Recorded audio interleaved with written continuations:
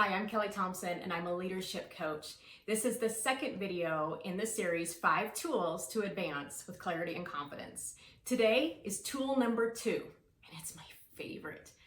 It is, and I don't know if you guys have noticed, your body is wiser than your mind. Okay, now here's the deal, and I'm gonna be totally honest. When I first learned about this, I thought it was a bunch of woo-woo junk.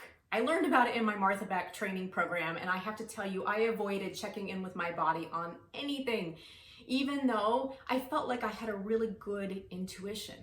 But here's some interesting science that I learned.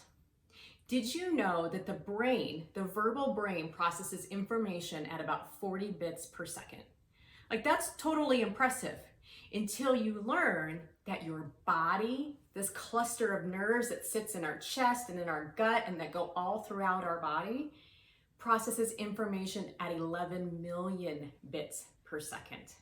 There's all sorts of studies that show, and I won't bore you today with research, that our bodies give us indicators much faster than our mind can make sense of it.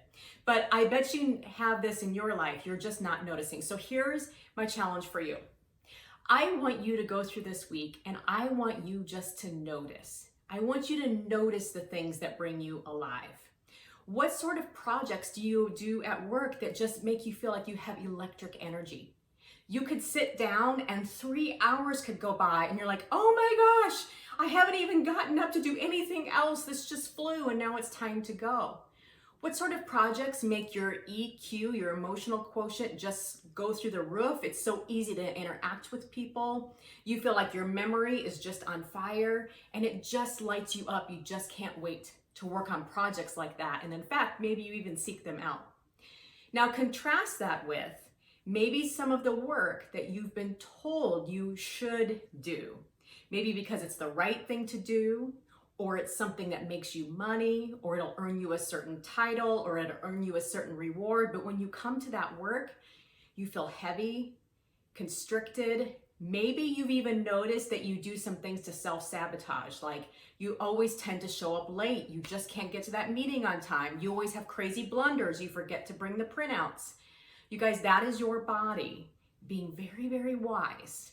And your mind is trying to logic you out of that. It's thinking, oh, I should want that because it looks good on a list. So my challenge for you, and this is something I teach all my clients that they won't teach you in business school and they definitely won't teach you in leadership development. Learn to know the difference between what lights you up and what shrinks you down.